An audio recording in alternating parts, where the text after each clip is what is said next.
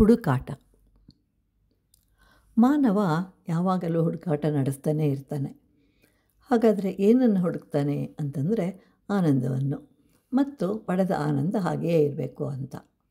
ನಾವು ಎರಡು ವಿಷಯಗಳನ್ನು ಮರೀತಾ ಇದ್ದೇವೆ. ಮೊದಲನೇದಾಗಿ ವ್ಯಾವಹಾರಿಕ ಸತ್ಯ ಮತ್ತು ವಾಸ್ತವಿಕ ಸತ್ಯ. ಒಬ್ಬನು ಭೂಮಿಯನ್ನು ಖರೀದಿಸಲು ಬರ್ತಾನೆ. ಆಗ ಆ ಭೂಮಿಯು ಖರೀದಿಸು, ಆದರೆ ಅದು ಬಹುಕಾಲ ನಿನ್ನದಾಗಿರುವುದಿಲ್ಲ. ಇದೇ ಭೂಮಿಯೊಳಗೆ ನೀನು ಹೋಗಬೇಕು.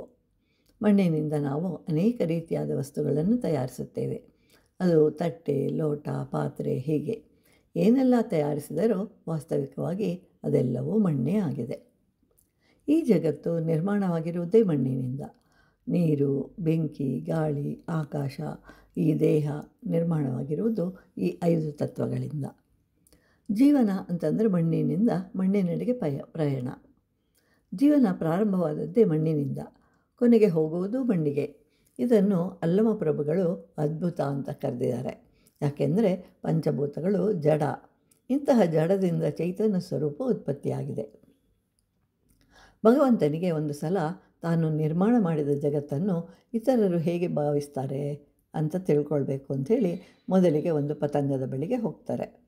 ತನ್ನ ನಿರ್ಮಾಣ ಹೇಗಿದೆ ಅಂತ ಕೇಳಿದಾಗ, ನಿನ್ನ ಸೃಷ್ಟಿ ಅದ್ಭುತ ಭಗವಂತನೇ, ಎಲ್ಲೆಲ್ಲಿ ಕಣ್ಣು ಹಾಯಿಸಿದರೆ ಅಲ್ಲೆಲ್ಲ ಸೌಂದರ್ಯ ಅಥವಾ ಸುಗಂಧ, ಸತ್ಯ, ಶಿವ. ನಂತರ ಒಂದು ಹಕ್ಕಿಯ ಬಳಿಗೆ ಹೋಗ್ತಾನೆ.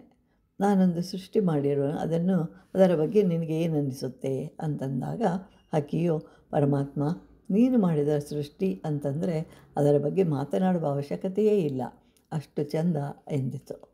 ನಂತರ ಕಪ್ಪೆಯ ಬಳಿಗೆ ಹೋಗ್ತಾನೆ. ಅದನ್ನೇ ಕೇಳ್ತಾನೆ, ನನ್ನ ಸೃಷ್ಟಿಯ ಬಗ್ಗೆ ಒಂದೆರಡು ಮಾತುಗಳನ್ನು ಹೇಳು ಅಂತಂದಾಗ ಕಪ್ಪೆಯು, ಪರಮಾತ್ಮ ನಿನ್ನ ಸೃಷ್ಟಿಯ ಬಗ್ಗೆ ಮಾತನಾಡುವ ಶಕ್ತಿ ನನಗಿಲ್ಲ, ತುಂಬ ಚೆನ್ನಾಗಿದೆ ಅಂತ ಹೇಳುತ್ತೆ. ಆಗಲೇ ಅಲ್ಲಿಗೆ ಒಬ್ಬ ಮಾನವ ಬರ್ತಾನೆ. ಅವನ ಅಭಿಪ್ರಾಯ ತಿಳಿಯೋಣ ಅಂಥೇಳಿ ದೇವರು ಅವನನ್ನು ತನ್ನ ಸೃಷ್ಟಿಯ ಬಗ್ಗೆ ಕೇಳ್ತಾನೆ. ನೀನು ಯಾವುದನ್ನು ಸರಿಯಾಗಿ ಮಾಡಲಿಲ್ಲ, ಹೋಗಲಿ, ನಿನಗೆ ತಿಳಿಯದಿದ್ದರೆ ಬೇರೆಯವರನ್ನು ಕೇಳಬೇಕಾಗಿತ್ತು. ಆಗ ಅಲ್ಲಿಯೇ ಕುಳಿತಿದ್ದ ಪಕ್ಷಿಯನ್ನು ಕೇಳ್ತಾನೆ.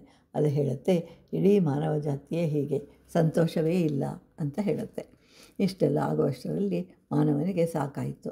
ಅಲ್ಲಿಯೇ ಮಾವಿನ ಮರದ ಕೆಳಗೆ ಮಲ್ಕೊಳ್ತಾನೆ. ಇಷ್ಟು ದೊಡ್ಡ ಮರದಲ್ಲಿ ಸಣ್ಣ ಕಾಯಿಗಳನ್ನಿಟ್ಟಿದ್ದಾನೆ. ಸಣ್ಣ ಬಳ್ಳಿಯಲ್ಲಿ ದೊಡ್ಡ ಕಾಯಿಗಳಿವೆ. ದೇವರ ಸೃಷ್ಟಿ ಸರಿಯಿಲ್ಲ ಎನ್ನುವಷ್ಟರಲ್ಲಿ ಮಾವಿನಕಾಯಿ ಕೆಳಗೆ ಬಿತ್ತು. ಆಗ ಮಾನವನಿಗೆ ಅರ್ಥವಾಯಿತು, ದೇವರ ಸೃಷ್ಟಿ ಸರಿಯಾಗಿದೆ. ಯಾಕಂತಂದರೆ ಇಷ್ಟು ದೊಡ್ಡ ಮರ, ಅದರಲ್ಲಿ ದೊಡ್ಡದೊಂದು ಕುಂಬಳಕಾಯಿ ಬಿಟ್ಟಿದ್ದು, ಅದು ಮೇಲಿಂದ ಕೆಳಗೆ ಬಿದ್ದರೆ ಸಾವು ನಿಶ್ಚಯ. ನೀನು ಸರಿಯಾಗಿ ಮಾಡಿರುವೆ, ಮಾನವನ ಮನಸ್ಸು ಕೆಟ್ಟಿದೆ ಅಷ್ಟೇ.